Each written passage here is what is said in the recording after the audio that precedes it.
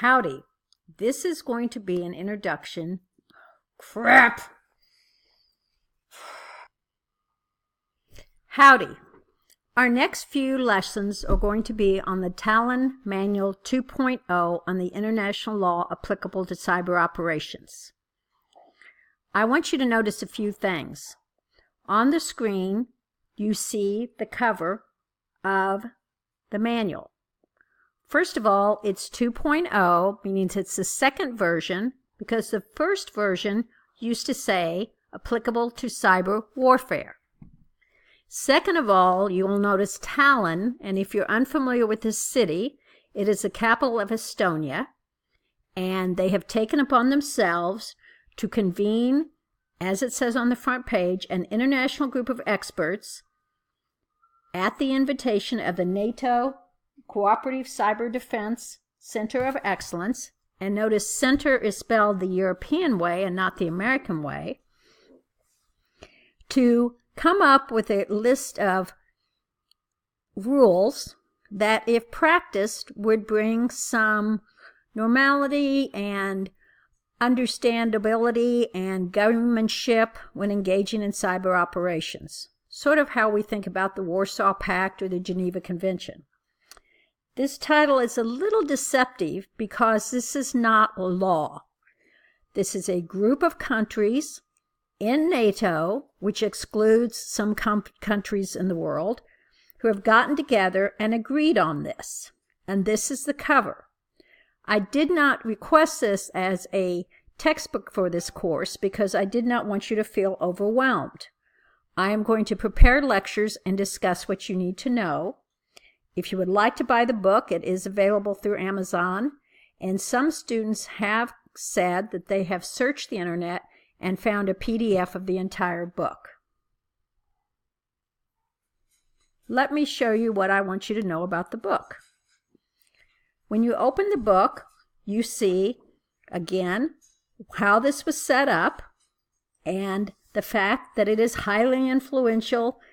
But remember, it is influential and it can be persuasive, but there is nothing about it binding. Let's look at some other information about this.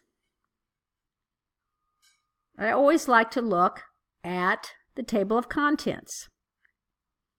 So you'll see that this is a set of rules organized in 4 parts: general international law in cyberspace, and we will spend considerable class time talking about the first 3 rules: sovereignty, due diligence, and jurisdiction.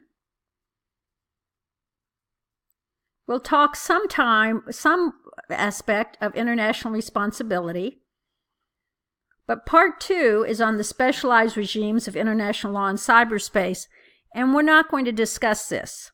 For instance, it talks about international human rights law, and I have some questions for you. What do you consider basic human rights? The right to feel safe? Most of us would agree. The right to have a warm place to stay, safe from the weather? Most of us would agree. The right to clean air and clean water? Most of us would agree. The right to feel free from the threat of torture or imprisonment? Most of us would agree. But interestingly enough, many consider free education a form of human rights, while others consider the right to education human rights, but not necessarily that it is free. And therein lies the problem. When we start talking about international human rights law, we have 2 issues. One is some countries will not respect it, but second of all is, unless we abide by treaty, there is always a conflict in what constitutes human rights. So we're going to skip this section because it's not pertinent to what we're doing, but you might want to familiarize with it: diplomatic and consular law, law of the sea, air law, space law, and the like. And by the way, I will post this PDF on eCampus. International communication law.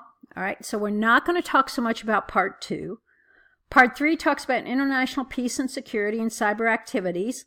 I will pull out what we need to know here in the lecture material. The law of armed conflict, the conduct of hostilities, Now notice it's broken into sections, broken into rules. I said there were 4 sections.